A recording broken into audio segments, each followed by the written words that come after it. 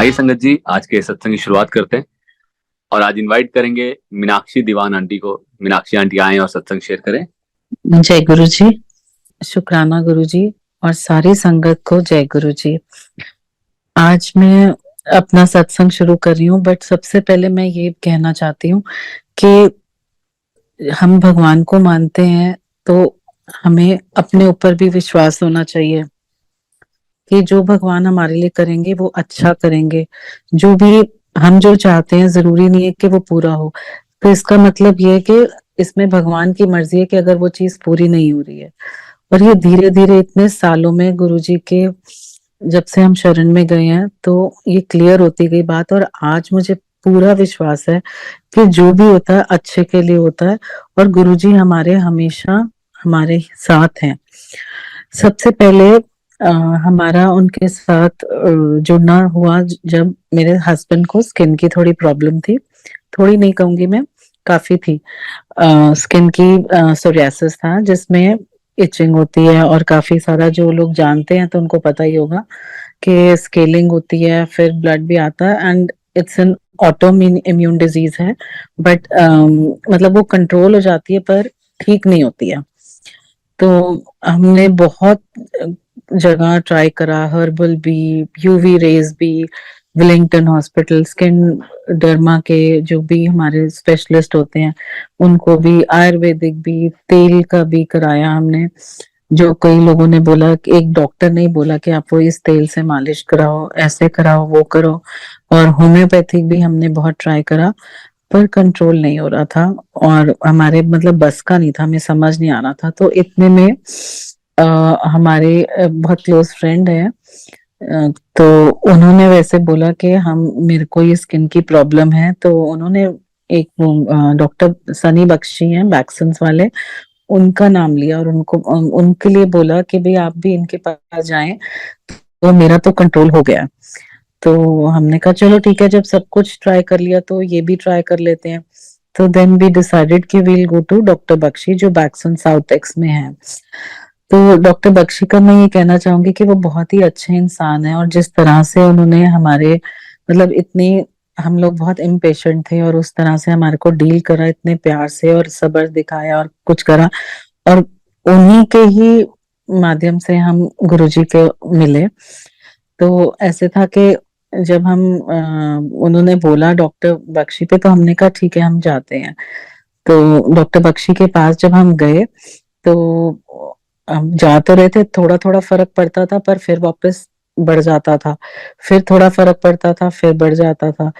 So then और जब भी मैं जाती थी अपने हस्बैंड के साथ तो वहां पे ना किन्हीं की एक फोटो रखी होती थी उनके टेबल पे।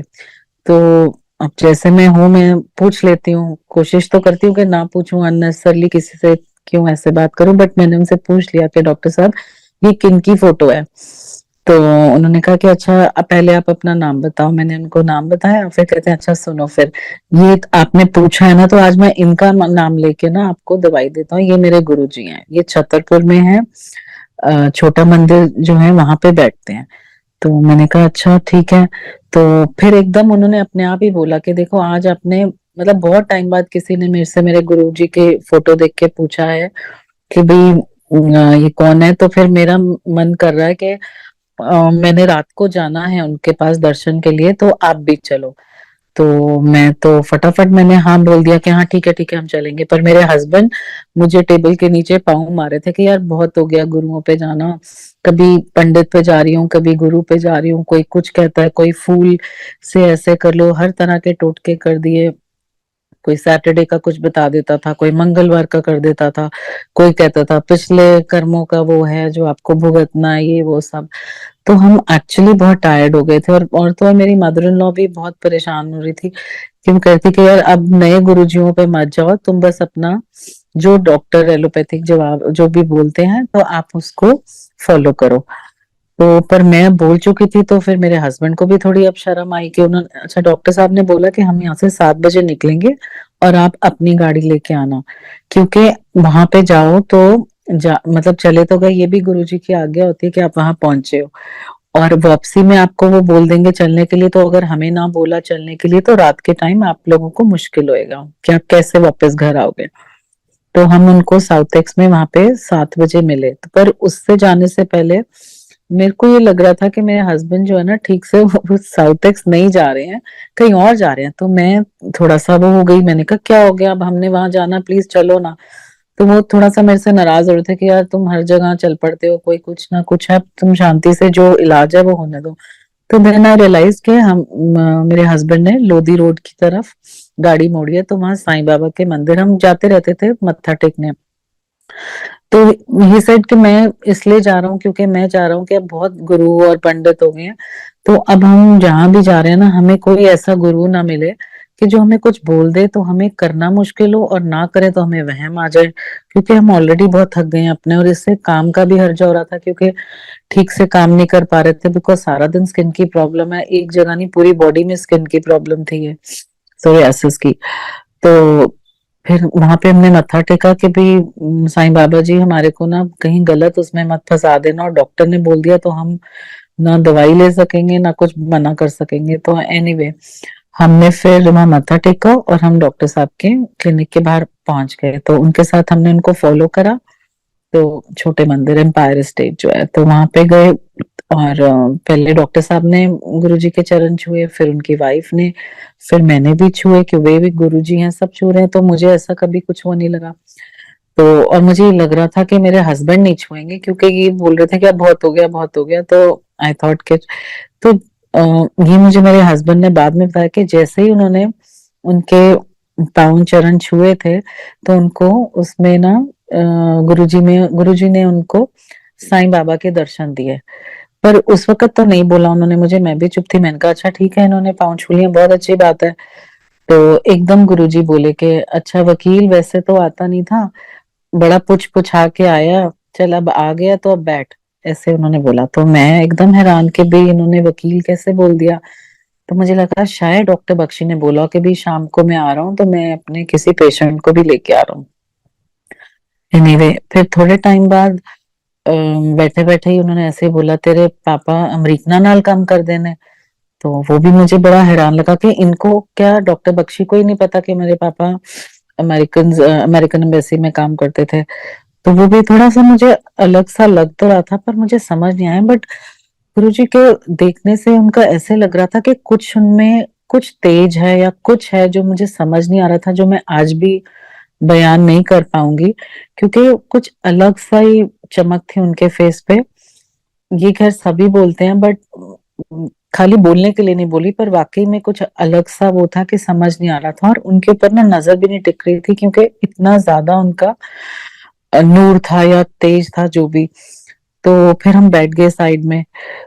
तो इस तरह से हमारा वहां पे वो हुआ, तो उन्होंने फिर बोला कि अच्छा तुम्हारी एंट्री हो गई है तो अब आते रहना। तो ये हो गया। इसके बाद जी मैं घर गई हूँ अगले दिन। तो क्या हुआ कि मेरी दादी शी वॉज 86 ईयर्स ओल्ड, हाँ 86 ईयर्स ओल्ड थी। तो वो ना एक बार बाथरूम गई और वहां पे वो गिर गई, तो उनका जो वो हिप जॉइंट होता है, वो जो बॉल एंड सॉकेट वाला, वो भी टूट गया। तो फिर उनको जी सर्जरी के लिए बोला गया, गंगाराम लेके गए।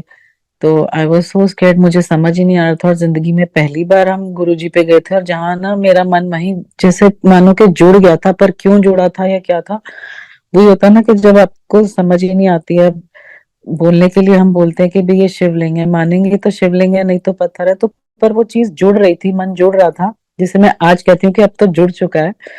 तो वो विश्वास से ही धीरे धीरे चीजों से और ऐसे होता है। और संगत जी ये भी बोलना चाहूंगी कि अगर आप बहुत दिल से और मन से विश्वास से कुछ भी करेंगे ना गुरु जी का नाम लेते हुए, तो आपका देखना आज नहीं तो कल पूरा ही होगा। तो खैर मैं अपनी दादी का कंटिन्यू करती हूँ। तो उनको एडमिट करा गया, और उन्होंने डॉक्टर ने बोला था कि भाई 3-4 घंटे का ही ये वो है, ऑपरेशन है, तो बॉल नया डल जाएगा उनका, एंड शील बी ओके। तो विसेट होके 9:30 बजे उनको ले गए, तो करते करते 3 बज गए, 4 बज गए, शाम के 5, 5:30 बज गए। तो मैं बहुत घबरा रही थी, मुझे कुछ समझ नहीं आ रहा था। तो अपने आप ही गुरुजी का ध्यान आया। तो मैंने पैर स्टेट में वो सुधा आंटी हैं जिनका ये घर है जो छोटा मंदिर बना हुआ है, तो उनको फोन करा। मैंने कहा प्लीज आप ना गुरुजी को बोल दो, मेरे मतलब मेरी दादी गिर गई हैं, उनके लिए प्रे करें और वो ठीक हो जाएं। अब मुझे क्या पता, मैं भगवान को ही बोल रही हूँ कि आप मेरे लिए प्रे करो, तो उन्हीं को प्रे करना चाहिए मुझे, बट खैर। तो उन सुधा आंटी ने बोला कि अभी तो उनका कमरे का दरवाजा बंद है, जब वो खोलेंगे तो मैं बोल दूंगी। मैंने कहा ठीक है। खैर, और घंटे बाद वो ऑपरेशन थिएटर का वो खुला, तो ये गंगाराम में डॉक्टर साहब बाहर आए, तो उन्होंने बोला कि सब पेशेंट्स सिर्फ आपके उन्होंने बुलाया कि भाई इस नाम से, तो हम लोग भागते हुए गए। उन्होंने कहा सब पेशेंट्स का ना सिर्फ एक ही, उन्होंने एक ही ऐसे बोला, तो आई गॉट स्केयर्ड और मेरे को ऐसे लगा कि उन्होंने कुछ गलत ही बोलना है मेरी दादी के बारे में और उनको कुछ हो गया है, और मैंने रोना शुरू कर दिया। तो फिर मेरा ब्रदर साथ में था, तो उसने बोला कि एक मिनट सुन तो लो, सुन तो लो डॉक्टर क्या बोल रहे हैं।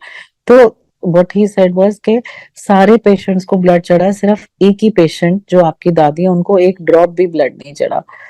तो उससे पहले, सॉरी मैं बीच में एक भूल गई हूँ जो इससे पहले बताना था मुझे, जो कि कनेक्टेड ही है।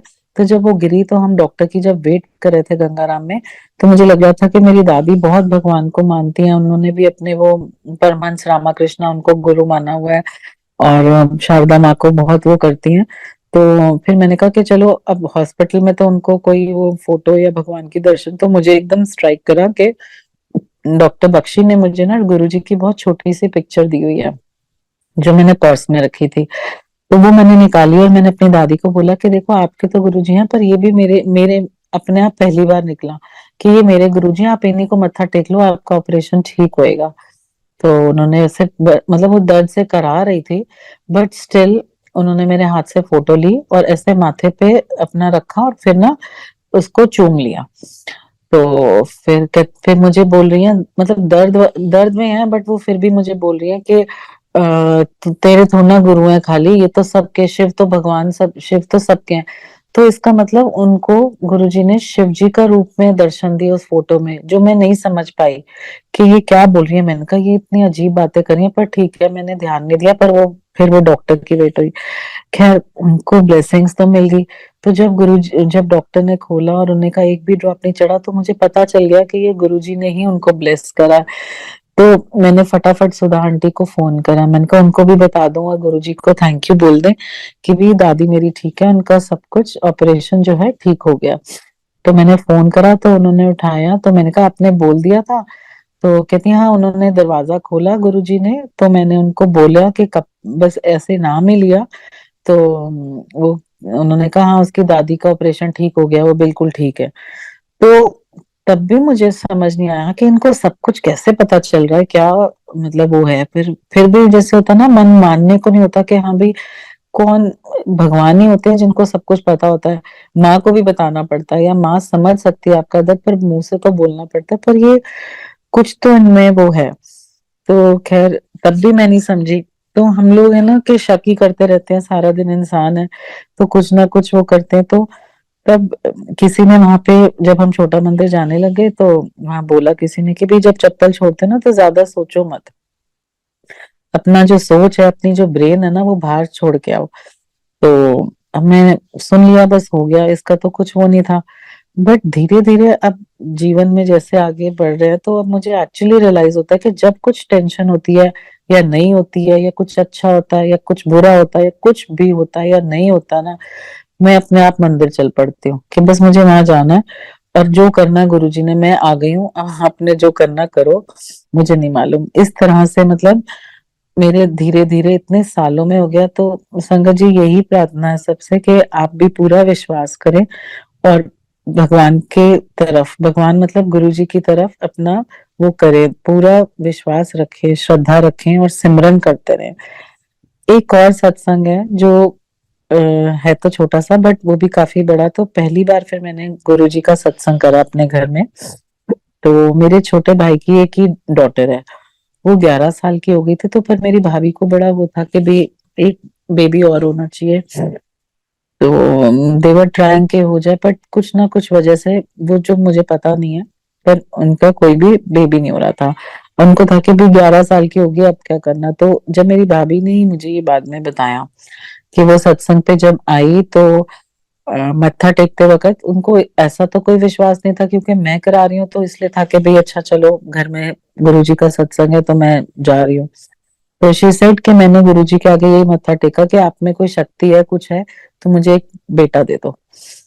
और वही हुआ। 3-4 महीने बाद उन्होंने मुझे गुड न्यूज सुनाई, and then she told me कि ये देखो, मैंने आपके घर में जब ये गुरुजी ने ही मुझे ब्लेस करा, क्योंकि इतने सालों से हम ट्राई कर रहे थे, तो हमारा बेबी, सेकंड बेबी नहीं हो रहा। तो अब गुरुजी की मेहर से अब वो 5th क्लास में है, and he is very good and very sharp. He is, मतलब सब गुरुजी की जय, गुरुजी की मेहरबानी है।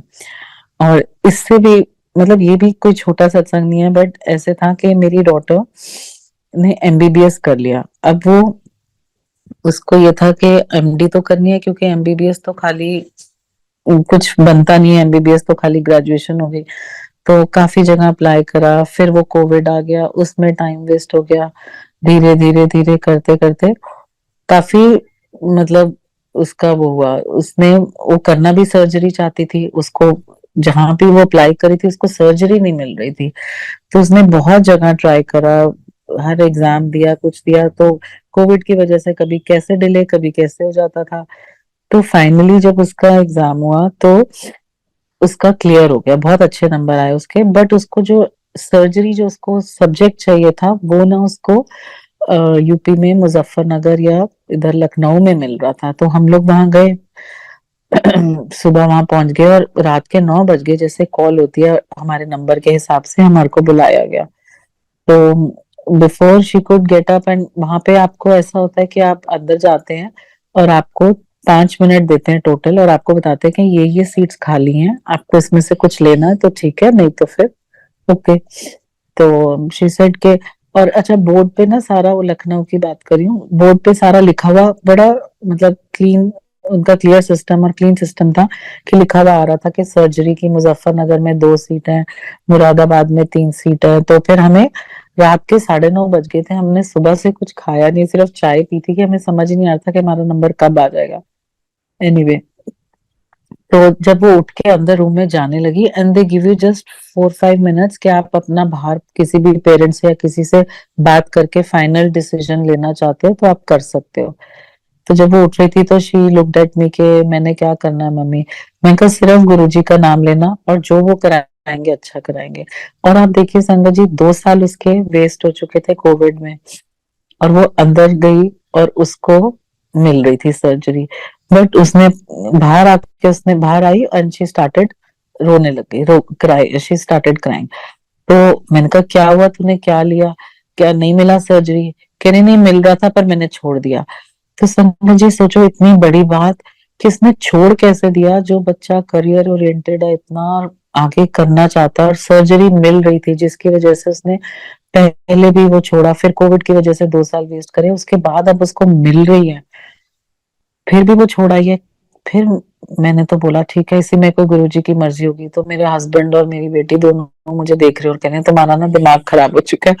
तो मैंने कहा नहीं, इसमें कुछ और भलाई है, कि भी कुछ तो है। खैर एनीवे, हमारा बहुत मन उदास था, हम तीनों आपस में बात ही नहीं कर रहे थे कि ये क्या हो गया। और मेरे हस्बैंड ने भी उसको बोला कि ये तुमने क्या करा, तुमने ब्लंडर कर दिया।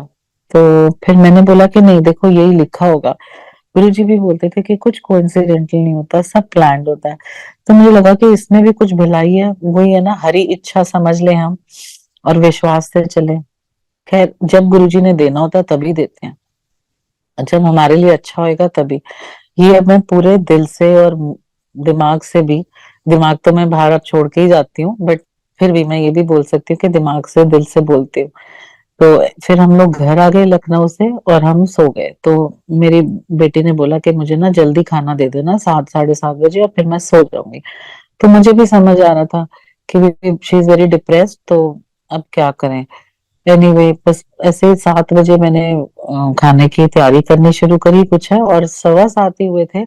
तो मेरी डॉटर अपने आप आई और उसने कुछ बोला, एंड शी स्टार्टेड क्राइंग। मैंने कहा ये क्या हो गया, तुम रो क्यों रहे हो, रो क्यों रहे हो? तो एंड इतना जोर जोर से रो रही थी, फूट फूट के रो रही थी।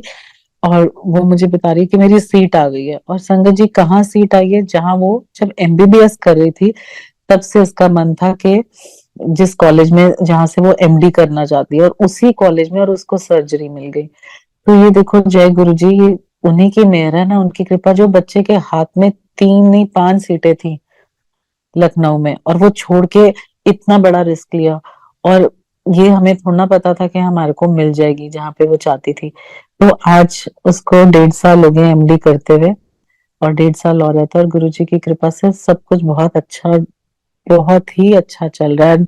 उसको जो अपने अंदर सेटिस्फेक्शन है कि हाँ मैं ये चाहती थी, और गुरुजी को भी यही लगा कि उसके लिए ये अच्छा है, तो उन्होंने वो उसको उससे ब्लेस करा। तो बस फिर हम उसी वक्त, जैसे ही उसने बोला और हमें अगले दिन वहां पे रिपोर्ट करना था, हमने फटाफट से गाड़ी में बैठे और हम बड़े मंदिर चले गए शुक्राना करने।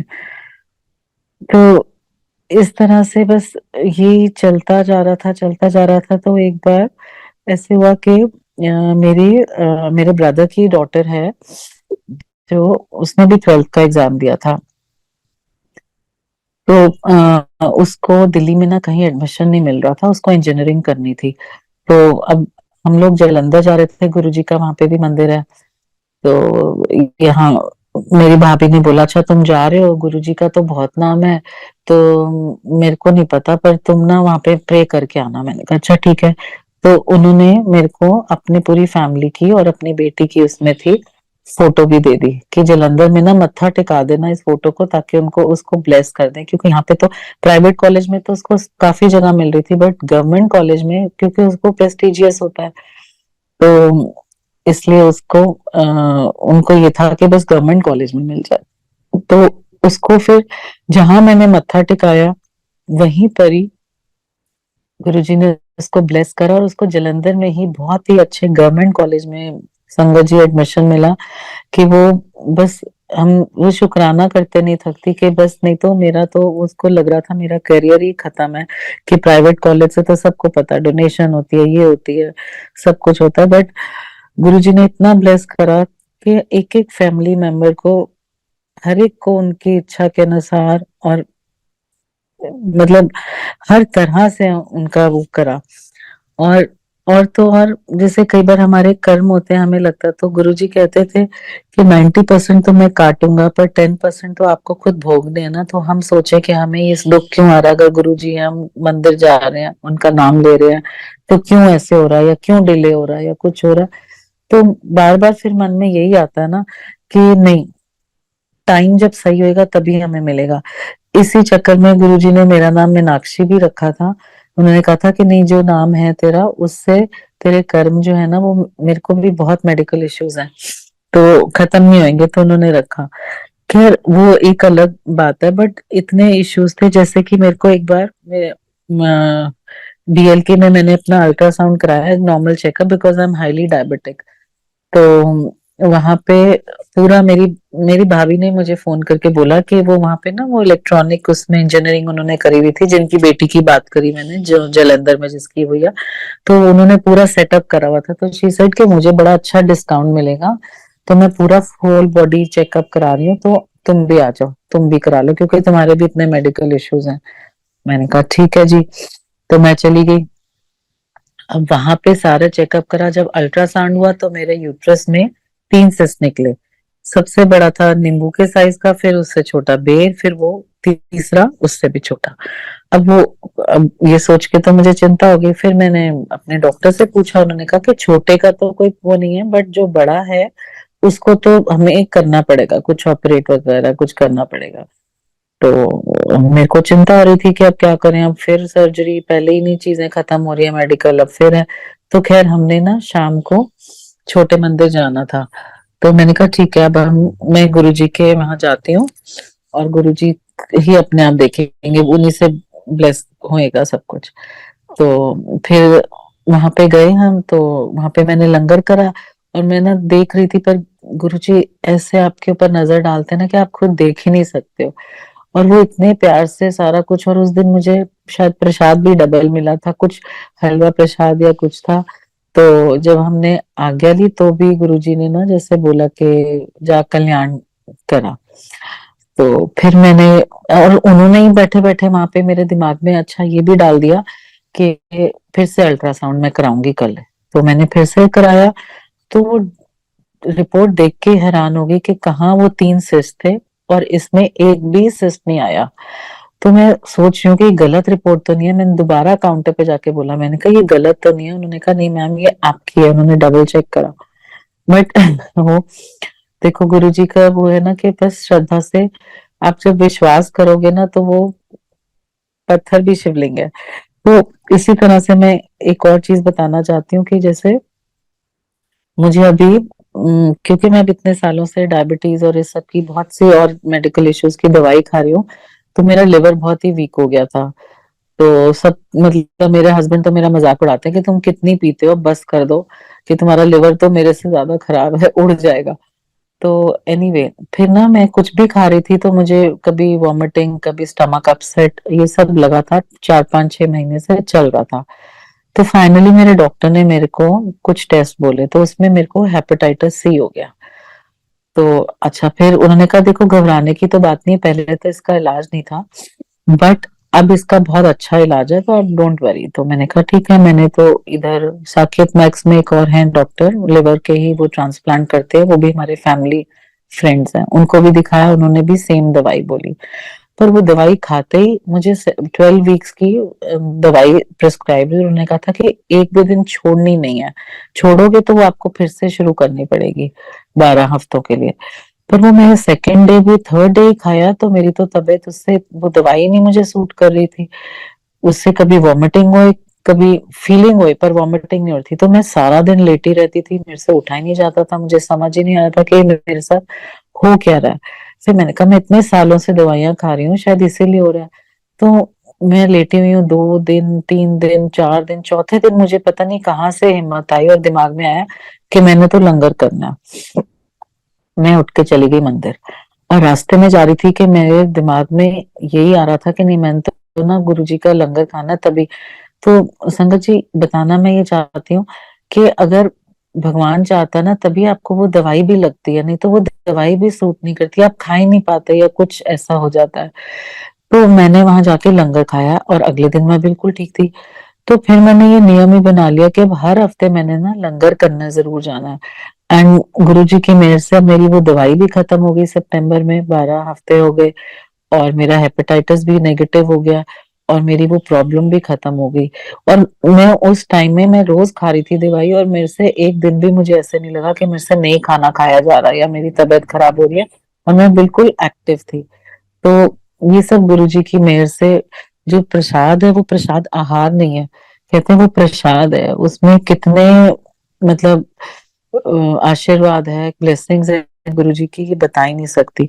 और कितने लोग कैसे कैसे ठीक हुए हैं वो आई थिंक आप सब सुनते ही होंगे। उसमें उसमें तो कुछ बोलने वाली बात ही नहीं है, बट हाँ मैं अपना एक्सपीरियंस आपको ये बताना चाहती थी। फिर एक बार ऐसे हुआ कि जब हम गुरुजी के इधर जा ही रहे थे तो रास्ते में मेरी डॉटर का फोन आया कि तुम ना सारा दिन गुरुओं पे जाते हो, अपनी बेटी को नहीं देख रहे। मेरे को तो प्रॉब्लम हो रही है, मेरे सारे पाँव पे और लेग पे ना कुछ रैश हो गया, तो अब क्या करें। तो वापस आ जाओ, वापस आ जाओ। तब उन दिनों में ना नया नया ही मोबाइल आया ही था, कोई कोई होता तो मेरे पास था मेरे फादर इन लॉ का, तो इसलिए उसने लैंडलाइन से कर लिया। अच्छा, फिर अब मेरे से ना आगे जाया जाए ना पीछे जाया जाए, मुझे समझ नहीं आया। फिर फाइनली मैंने गुरुजी का नाम लिया और मैंने अपने हस्बैंड को बोला कि हम ना घर चलते हैं। तो फिर हम घर गए। फिर रात के टाइम हमने एलर्जी की कौन से केमिस्ट से ढूंढे, कुछ है। तो अगले दिन हम फिर जब गुरुजी के पास गए तो जैसे उनके चरण छुए आशीर्वाद के लिए, तो गुरुजी बोलते हैं रैश हो गया था, रैश। अच्छा, गुरुजी ना पंजाबी में बोलते थे और बहुत जल्दी जल्दी बोलते थे, तो मुझे तो इतनी समझ आती नहीं थी, मेरे हस्बैंड को तो आ रही थी पर मुझे नहीं आ रही थी। तो मैंने कहा पता नहीं क्या बोला गुरुजी ने। तो फिर बाद में हस्बैंड ने बोला कि गुरुजी कहते रैश हो गया, कल बेटी को रैश हो गया था, उनको पता है। तो भी मेरे को बड़ी हैरानी हुई कि ये सब इनको पता कैसे, तो ये भगवान ही होंगे। तो धीरे धीरे ना संगत जी जब आप विश्वास करते हो और छोड़ देते हो ना अपना, जैसे चप्पल वो कहते थे कि चप्पल जहाँ उतारते हो अपनी सोच भी वहीं छोड़ दो, तब आप एकदम सरेंडर करते हो और आप बिल्कुल आपको मतलब एक शांति मिल जाती है कि जो दुख भी है ना तो उसमें भी कुछ भलाई है हमारी। तो गुरुजी तो हमारा हर मोड़ पे साथ देते हैं, पर वही होता है कि हमें कई बार नहीं समझ आती कि ये कैसे हो रहा है या नहीं हो रहा। ऐसे लगता है सब कुछ रुक गया, बट कुछ रुकता नहीं है। वो धीरे धीरे जब हमारे टाइम से हमें मिलना होता है वही हमें मिलता है। और अगर हम अपना मन साफ रखेंगे तो गुरुजी यही कहते थे कि हमेशा बुराई ना करो किसी की, और मन साफ रखो, और अच्छे से सबसे मिलके खुश रहो। और हाँ, सबसे इम्पोर्टेंट बात उनको लगता था कि बहुत रोज ना ऐसे खुश हो वो जैसे दिवाली है। अच्छे कपड़े पहनो, खुश रहो, अच्छा खाओ पियो, बस मजे करो, ज्यादा सोचो मत, ज्यादा चिंता मत करो। और इससे मुझे एक और याद आ रहा था कि मैं कुछ साल पहले की बात है, अब ईयर मुझे याद नहीं है। तो अच्छा, एक मैं बीच में, सॉरी संगत जी, मैं भूल गई अपनी दादी का जब बता रही थी कि वो गिर गए, वो मैंने पहले कंप्लीट, एक छोटी सी बात रह गई है, उसके बाद मैं जो अभी पंचकुला का एक वो सत्संग सुनाना चाहती हूँ, आप लोगों से शेयर करना चाहती हूँ। तो जब मैंने वो मेरी दादी ने फोटो ले ली थी गुरुजी की, जब वो हॉस्पिटल में थी, उनकी सर्जरी होनी थी, अभी डॉक्टर की वेट हो रही थी, तो उन्होंने फोटो को माथे पे लगाया और फिर उसको ना किस कर दिया था। तो ये तो हो गया। जब दादी का ऑपरेशन हो गया, जब गुरुजी से मतलब वो सुधा आंटी ने बात भी कर ली, उसके बाद जब हम गए वहां पे, तो मैं उनका आशीर्वाद ले रही थी। तो मैंने कहा गुरुजी मेरी दादी ना ठीक, कहते हैं हाँ मैनू पता है, मेरे नाल प्यार हो गया, वो मेरी फोटो नु किस कर रही सी। तो मैं उनको देखती रह गई कि इनको सब ये कैसे पता कि वो किस कर रहे थे या क्या, मतलब जैसे था कि मैं बहुत ही हैरान थी। फिर भी मेरे को, हम मतलब मैं अपने लिए बोलूं कि भाई, जैसे होता है ना कि हम ना समझ या जो भी बेवकूफ है, कि हमें यही नहीं पता चल रहा कि भगवान हमारे सामने है। और संगत जी, जरूरी नहीं है कि मैं तो मिली हूँ या आपको लगे कि भी मिले हैं तभी हमारा कल्याण हो रहा था, नहीं। गुरुजी की फोटो से भी हम बात करते हैं ना, और गुरुजी सुनते हैं और उनके शब्द में अपना जवाब देते हैं, और ये मैंने फील करा इतने सालों में, तभी मैं आज का सत्संग कर पा रही हूँ। एनीवे, अच्छा, पंचकुला का ऐसे था कि 15 अगस्त को, कुछ साल पहले, अब ईयर मुझे ऐसे याद नहीं आ रहा, हो गए 7-8 साल, मेरे मामा जी की डेथ हो गई। 7-8 नहीं, बल्कि 10-12 साल हो गए, हाँ। 15 अगस्त था। तो और उस दिन ना बारिश जरूर होती है, अगर आप लोगों को ध्यान हो तो हर साल 15 अगस्त को बारिश हर हालत में होती है। तो शाम को मेरी मम्मी का फोन आया कि ऐसे ऐसे मामा जी की डेथ हो गई है, तो मैं तो जा रही हूँ। अब मैं उनको बोलूं कि मम्मी आप कल सुबह हम चलते हैं, मैं भी निकलूंगी। तो किसी वजह से मेरा छोटा ब्रदर की तबीयत ठीक नहीं थी और बड़ा वाला गया हुआ था, और पापा ट्रैवल नहीं कर सक रहे थे। तो मैंने कहा मैं आपको अकेले नहीं जाने देती हूँ, पर मैं आपके साथ चलती हूँ। तो पर सुबह निकलेंगे मम्मी, सुबह सुबह जल्दी निकल जाएंगे, तो आप टेंशन नहीं करो। तो शी सेज कि नहीं, तुमने चलना है तो चलो, तुमने नहीं चलना तो मत चलो, मेरे भाई के लिए है, मैं जा रही हूँ। तो वो मेरे से बहुत ही नाराज हो गई थी। फिर मैंने कहा चलो ठीक है, मैं जो होगा देखी जाएगी। हम चले गए, हमने गाड़ी बुलाई और जा रहे हैं, तो इतनी तेज बारिश के आगे वो वाइपर के भी कोई फायदा नहीं होता, इतनी स्लो स्पीड पे चल रही थी गाड़ी। हम 6 बजे चल पड़े थे। तो पंचकुला के लिए 4 घंटे ही लगते हैं, 4-4.5 घंटे, पर हमारे को 12, 12:30 बज गए, क्योंकि बारिश इतनी तेज थी संगत जी कि हम समझ ही नहीं पा रहे थे कि गाड़ी कैसे वो बेचारा ड्राइवर चला रहा है। एनीवे, जब अच्छा मेरे मामा जी का, उन्होंने ना पीछे ही अपनी डेथ से पहले उन्होंने घर भी शिफ्ट करा था, वो हमने देखा नहीं हुआ था, पहली बार हम जा रहे थे उधर। तो एक जगह आके एक नया फ्लाईओवर बन रहा था, वहां से हमको राइट लेना था। अब राइट लेते ही ड्राइवर ने एक बात बोली कि मैडम ऐसा है कि ना यहाँ तो मुझे कुछ नजर नहीं आ रहा, और सब कंस्ट्रक्शन सा हो रहा है, टूटा फूटा है, आगे खाई है, ये रास्ता है, मैं कुछ देख भी नहीं पा रहा हूँ, मैं क्या करूँ। तो मैं चुप हो गई, मैंने कहा क्या बोलूं। तो मेरी मदर ने बोला कि नहीं आप धीरे धीरे चलो। मैंने कहा नहीं, आप मत चलो, 1 मिनट रुक जाते हैं। तो उन्होंने कहा कि रुके भी कहाँ पे, ना यहाँ पे ही कीचड़ में इतनी वो गाड़ी ना फंस जाए अंदर, तो आप रात को, इस वक्त रात के 12:30 पौने 1 बज रहे हैं, आप किसको उठाओगे या किसको कहाँ से बुलाओगे, हम तो किसी को जानते ही नहीं है। तो फिर फिर मम्मी की जिद से ना वो ड्राइवर भैया ने थोड़ा सा आगे चलाया, थोड़ा थोड़ा सा, बस वो मतलब 10-12 सेकंड ही चलाया हुआ, तो एकदम ना हमारी खिड़की में किसी ने नॉक करा, जो ड्राइवर के साथ वाली, जो को ड्राइवर की सीट होती है वहां पे। तो मैं एकदम घबरा गई क्योंकि एकदम पीछे मैं बैठी थी और फिर मम्मी। तो मैंने कहा ड्राइवर भैया खिड़की मत खोलना। तो पर मेरी मम्मी ने कहा नहीं बोलो, नहीं खोल दो, पूछो तो सही कौन है, इनसे रास्ता। मैंने कहा मम्मी हमें तो कुछ दिख नहीं रहा, अंधेरा ऐसे, अपना हाथ नहीं नजर आ रहा और उनसे रास्ता क्या पूछें और क्या करें। तो फिर भी वो ड्राइवर भैया ने भी पता नहीं क्या सोचा और उन्होंने शीशा नीचे कर दिया गाड़ी का। तो वो अंकल जी बहुत टॉल से थे, बहुत टॉल से थे, लंबा सा मुंह था। और मैं सच्ची बोलूं तो मैं उनकी थोड़ी शक्ल देख के हल्का सा डर भी गई। तो मैंने उनसे पूछा हाँ जी बोलिए। तो उन्होंने कहा कि आप कहाँ जा रहे हो। तो हमने, मेरी मम्मी ने फटाफट से बोल दिया कि हम इस सेक्टर में जा रहे हैं। तो मैं उनकी तरफ देख रही हूँ कि आप क्या कर रहे हो, आप मतलब बेसमझ की बात कर रहे हो कि आप अगले अनजान सुनसान रात के टाइम आप किसको बता रहे हो। तो उन्होंने कहा कि मुझे छोड़ दोगे। तो मैंने कहा भी आपने कहाँ जाना है। तो इतनी देर में बोलती वो दरवाजा खोल के बैठ गए अंकल जी हमारे आगे वाली सीट में। मैं तो वाकई में डर गई और मैं तो एकदम ऐसे हो रहा था कि घबराहट के मारे, और मेरे हाथ भी थोड़े से कांपने लग गए। तो मैंने, तो मम्मी बोले कि आपने कहाँ जाना है, आप हमें रास्ता बता दो। तो कहते हैं हाँ मैं बता दूंगा आपको, आप चिंता मत करो। संगत जी ये सुनने वाला सत्संग है। अभी भी मैं जब बोल रही हूँ ना मुझे रोंगटे खड़े हो रहे हैं। तो उसके बाद क्या हुआ कि बड़ी हिम्मत करके मैंने अपने दोनों हाथों को, अपने एक हाथ को दूसरे हाथ से पकड़ा टाइट अपना, अपने बड़ी हिम्मत जुटा के मैंने कहा बोला, मैंने कहा अंकल आप कहाँ जा रहे हो इतनी रात को। तो उन्होंने कहा मैं तो इधर ना वो है सिनेमा हॉल है, मैं ना रात को पिक्चर देखने आ जाता हूँ कभी कभी। तो मैंने कहा 12:30 बजे, और ये बारिश तो कब से शुरू हुई हुई है कुछ है। तो मैंने कहा आपके घर वाले आपको रोकते नहीं है। कह रहे नहीं कुछ भी नहीं कहते हैं, वो कहते हैं चलो जी घूम आओ, बूढ़े हो तो थोड़ा अपना चेंज हो जाएगा, पिक्चर दिखाओ। तो मैं अपने मन में सोचूं कि ये तो ना कुछ गलत अब हमारे साथ होने वाला है।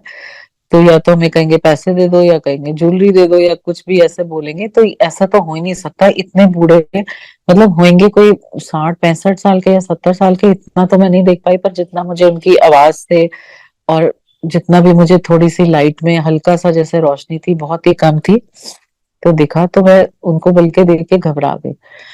फिर उन्होंने आगे सीधा जाके उन्होंने बोला यहाँ पे गाड़ी रोक दो। फिर मेरे को तो लगा कि अब तो चलो हो गया काम। तो फिर ना एकदम उतर के ना, उतर गए। अच्छा उतर गए तो मुझे और घबराहट की कि क्या हो गया भाई, अब चल तो रहे थे, अब चल जाते, बैठे रहते हमारे साथ, क्या हो गया।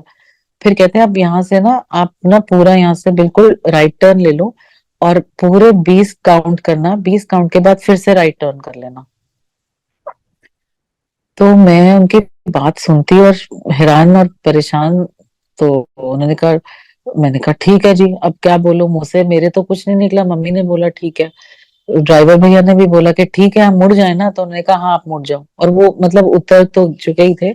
उन्होंने नमस्ते करी और वो चले गए।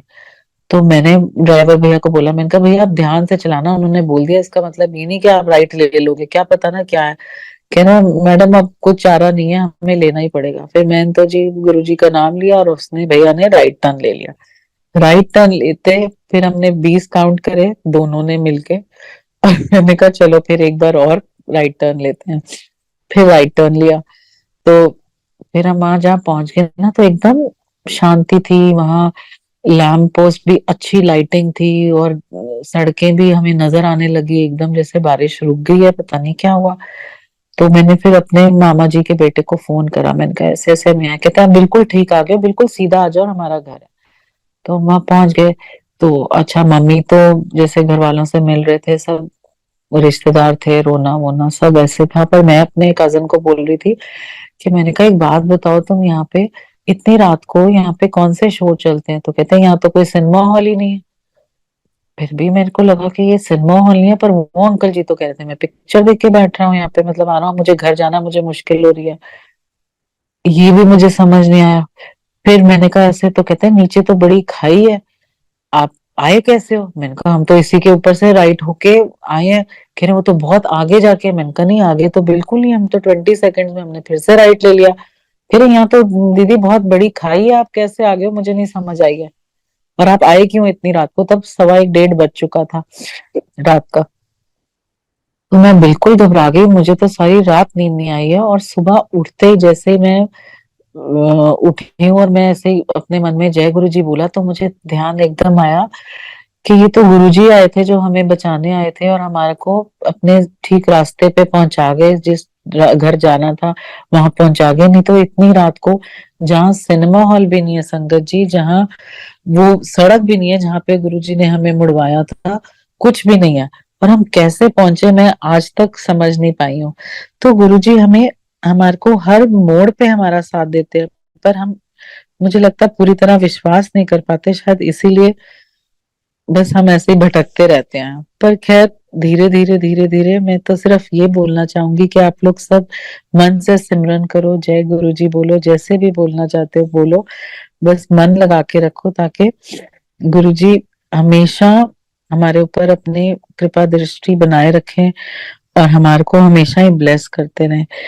और इसके साथ मेरे को एक और सत्संग याद आ रहा था, जो कि अब मैं सुनाते सुनाते भूल चुकी हूँ, बट आई थिंक, पर आखिर में मैं बस यही बोलना चाहूंगी कि गुरु जी, शुक्राना गुरु जी, मुझे ये अवसर देने के लिए भी शुक्राना गुरु जी।